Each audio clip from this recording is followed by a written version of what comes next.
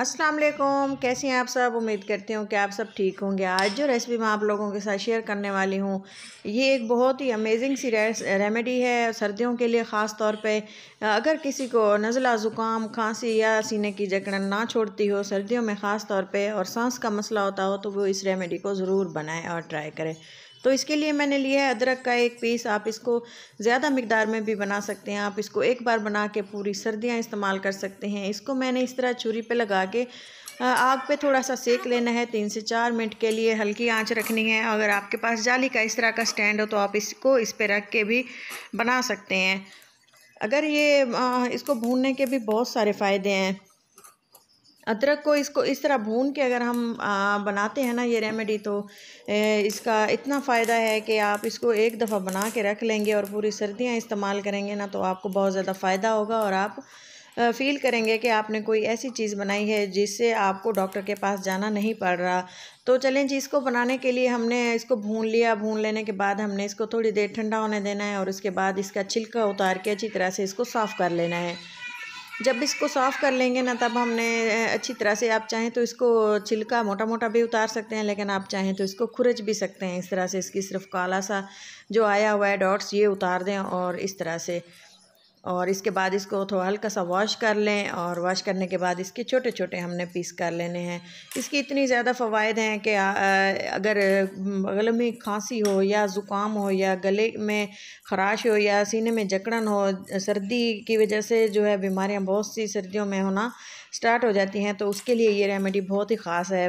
अदरक को मैंने मिक्सी जार में डाल के पीस लिया। इसमें ये ऐसे नहीं पीसेगी, इसमें थोड़ा सा हमने पानी डालना है। अगर आप वज़न से देखें तो ये 150 ग्राम है, और अगर आप चाहें तो इसको 1 पाव में, आधा किलो में भी बना सकते हैं। तो उसके लिए क्वांटिटी चीज़ों की जो बाकी ऐड करेंगे वो आप डबल कर दीजिएगा। एक कपड़ा लेंगे और मैंने इसमें इस्तेमाल करना है गुड़। गुड़ भी तकरीबन है ये 100 ग्राम, 150 ग्राम के करीब। और अगर आप ज़्यादा बनाएंगे ना तो गुड़ भी ज़्यादा लेंगे। इस तरह कपड़े पे डाल के हमने इसको तोड़ लिया।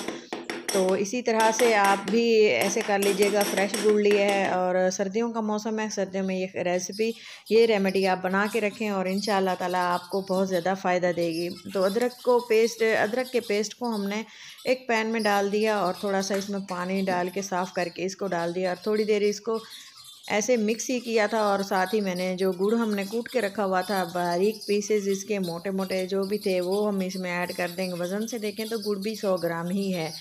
तो अगर आपको मीठा थोड़ा कम पसंद है तो आप वो गुड़ को की मिकदार को कम कर सकते हैं। दोनों चीज़ों को अगर मिला के हम इस्तेमाल करते हैं ना, तो इसके भी बहुत सारे फ़ायदे हैं। गुड़ खून की कमी को ख़त्म करता है और सेहत के लिए बहुत ज़्यादा मुफीद है सर्दियों में। तो ये देखें, ये मैं डाल रही हूँ काली मिर्चें, अजवाइन, और ये है दालचीनी का पाउडर। 3 चीज़ें इसमें जाएंगी, दालचीनी का पाउडर, काली मिर्चें और इसके अलावा थोड़ी सी अजवाइन। हाफ़ टी स्पून इसमें डाला है क्योंकि चीज़ें 100 ग्राम थी। गुड़ के फ़ायदे बहुत ज़्यादा हैं। अगर सर्दियों में इसको इस्तेमाल ऐसे किया जाए तो ये सेहत के लिए बहुत ज़्यादा फ़ायदा है। नज़ला खांसी ज़ुकाम से आराम देता है। और अगर गर्मियों में इसको पानी में भिगो के शरबत बना के पिया जाए तो इसकी तासीर ठंडी हो जाती है। दोनों ही सूरतों में बहुत ज़्यादा फ़ायदा है। तो ये गुड़ का इस्तेमाल सर्दियों में जारी रखें, खून की कमी को पूरा करता है और सेहत के लिए बहुत ज़्यादा फ़ायदेमंद है। तो अच्छी तरह से इसको पका लेंगे। आप देख सकते हैं पकाने में इसको 5 से 6 मिनट लगे थे। अगर आप इंग्रेडिएंट ज़्यादा लेंगे या चीज़ें ज़्यादा लेंगे तो पकाने में ज़्यादा टाइम लग सकता है। तो इसी तरह से हमने इसको पका लिया और ये देखें ये पेड़े की शेप में आ गया और पैन के पैंदे को इसने छोड़ दिया। और ये देखें एक जगह पे ये इकट्ठा हो रहा है।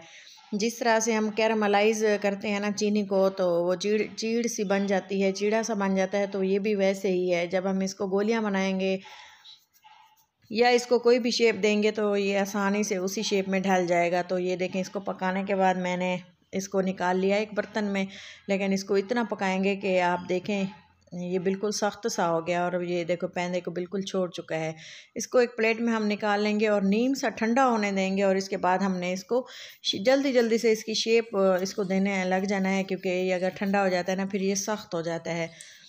तो ये देखें, इसको हमने निकाल लिया एक बर्तन में। ये बिल्कुल थोड़ा सा बना था लेकिन फ़ायदेमंद ये बहुत है। मैं सर्दियों में ये बना के रखती हूँ और जब भी मैं डेली एक इसको आप खाएं।